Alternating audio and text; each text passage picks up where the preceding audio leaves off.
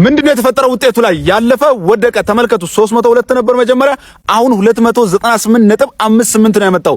ምንድነው የተፈጠረ ያለው? ያለፉ ልጆችም ድጋሚ እየወደቁ ያሉት የ12ኛ ክፍል ውጤት እጅግ አነጋጋሪ እየሆነ መጥቷል። ማን ነው እንዲህ ያደረገ ያለው? እንደምትመለከቱት 302 ነበር መጀመሪያ ያመጣው፣ ኬሚስትሪም ያመጣው 55 ነበር። ውጤት የተሻሽሏል ብሎ ሲገባ መጀመሪያ ካለፈበት ከ302 ውጤት አንሶ 298.58 የኬሚስትሪ ውጤቱም እንዲሁ ቀንሶ በ4.51.25 ነው የሆነው።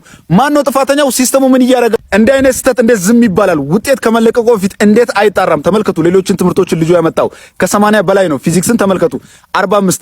እንዴት እንዲህ አይነት ክስተት ሊፈጠር ይችላል? ሌላው ጥያቄ ደግሞ ባልተለመደ ሁኔታ ውጤቶችን በነጥብ ቤት ማስቀመጥ ተጀመረ። በተጨማሪም ሂስትሪን ተመልከቱ ልጆች የተፈተኑት ከመቶ ነው። ስለዚህ አንድ የመቶ ጥያቄ እንግዲህ ታርሞ እንዴት በነጥብ ቤት ሊመጣ ይችላል? እንደምትመለከቱት 59.18 ነው የመጣው። ስለዚህ ከመቶ የታረመ ውጤት እንዴት በነጥብ ቤት ሊቀመጥ ይችላል? ቅሬታ በአካል እናቅርብ የሚል ድምጾች አሁን የተሰሙ ይገኛሉ። 5 ኪሎ እንግዲህ ወረድ ብሎ በሚገኘው በፈተናዎች ኤጀንሲ በአካል ሄደን ቅሬታ እናቅርብ ተሰብስበን ተማሪዎችም ወላጆችም የሚሉ ጥሪዎች እንግዲህ እየተሰሙ ይገኛሉ። እስቲ አዳምጧት። 5 ኪሎ ዝቅ ብሎ የሚገኘው የፈተና ኤጀንሲ በመምጣት ሰኞ ወይም ማክሰኞ፣ ሰኞ የሚመቻችሁ ሰኞ፣ ማክሰኞ የሚመቻችሁ በመሰብሰብ ሁላችንም በጋራ ሆነን ቅሬታችንን እንድናሰማ ጠይቃለሁ። የለፉና ያጠኑ ተማሪዎች ውጤታቸው በአግባቡ መቀመጥ አለበት። በሲስተም ችግር ወይም ደግሞ በግለሰቦች ችግር ውጤታቸው ተቀንሶ መቀመጥ የለበትም። ስለዚህ ፎሎ ቪዲዮ አሰራጩ። እንግዲህ ይኸውና እንደሰማችሁት ነው። ዘንድሮ በጣም አስደናቂ የሆኑ መረጃዎች ነው የሚወጡት። እንግዲህ ይኸውና እንደምታዩት የ2017 የ12ኛ ክፍል መልቀቂያ ፈተና ከሳምንታት በፊት መውጣቱን ታስተውሳላችሁ እና ብዙዎች ቅሬታ እያቀረቡበት እንደነበረም ታውቃላችሁ። ነገር ግን አንዳንድ ማስተካከያና ቅሬታዎች ተማሪ ከማቅረባቸው የተነሳ መልስ እንሰጣለን በሚል ትንሽ የሬሚዲያልንም አቆይቶት ነበር እና አሁን ላይ ደግሞ እንደምታዩት ቅሬታ ካቀረቡት ውስጥ ኢቨን ያለፉ ተማሪዎች ላይ እየቀነሰባቸው ይገኛል ማለት ነው። እንግዲህ በመንግስት ደረጃ እርማት በሚሰጡት ሰዎች ደረጃ በመጣ ስህተት ዌብሳይቱም ሊሆን ይችላል የተፈተኑበት፣ አብዛኛውን ደግሞ የኦንላይን ፈተና የተፈተኑ ተማሪዎች ነው እንደዚህ አይነት የነጥብ መቀነስ ብዙ ችግሮች እያመጣ ያለው። እንግዲህ በዚህ ሰዓት መንግስት ምንም ያወጣው ይፋ ያደረገው መልስ የለም እና ተማሪዎችም ቅሬታቸውን የሚያቀርቡበት ኢቨን መንገድ እያጡ ነው በዚህ ሰዓት። ምክንያቱም ሳይቱ ተዘግቷል ከዚህ በፊት እያቀርቡበት የነበረው እና አሁን ላይ ተማሪዎች በጣም ችግር ላይ ነው ያሉት እና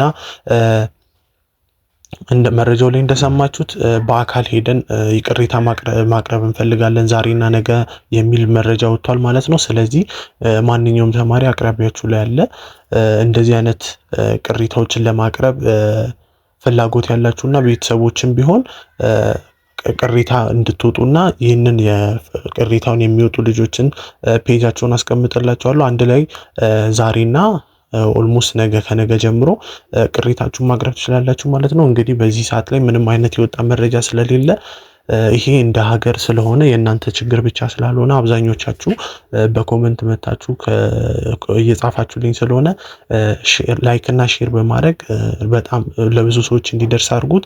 በተጨማሪም ደግሞ አሁን ላይ መፍትሄ እስኪሰጥበት ድረስ እናንተም በቻላችሁት አቅም ሪፖርት በማድረግ እና መፍትሄውን እንዲመጣ መላ መፈለግ ትችላላችሁ ማለት ነው። ስለዚህ በዚህ ሰዓት ላይ ምንም አይነት የሪሚዲያል ውጤት ራሱ ሊወጣ አይችልም ማለት ነው። ምክንያቱም እንደምታዩት አብዛኛው ተማሪ ኢቨን ያለፈውን ላይ እየወደቀ ስለሆነ የእነሱ መጀመሪያ ላይ መግለጫ የሰጡት ሪፖርት ራሱ አሁን ላይ እየተበላሸባቸው ነው ያለው። ምክንያቱም ያለፈ ተማሪ እየወደቀ ስለሆነ በጣም ብዙ ችግሮች አሉ ማለት ነው። ስለዚህ እናንተ አሁን ላይ ፖይንታችሁን የተሰጣችሁን ነጥብ ይዛችሁ ሪፖርት እንድታደርጉ ሁሉም ተማሪ ባገኘው ሳይት ላይ ሪፖርት እንዲያደርግ፣ አለበለዚያ ደግሞ በአካል ሄዶ ቪዲዮ ላይ እንዳያችሁት በአካል እንድትሄዱ ሰጀስት አደርጋችኋለሁ ማለት ነው። ስለዚህ ቪዲዮውን ላይክ እያደረጋችሁ ብዙ ኢንፎርሜሽኖች እየወጡ ስለሆነ ቪዲዮውን ላይክ እያደረጋችሁ አይደለም ላይክ ሼር እንድታደርጉ እና እንደዚህ አይነት መረጃዎች እንዲደርሳችሁ ሰብስክራይብ እንድታደርጉ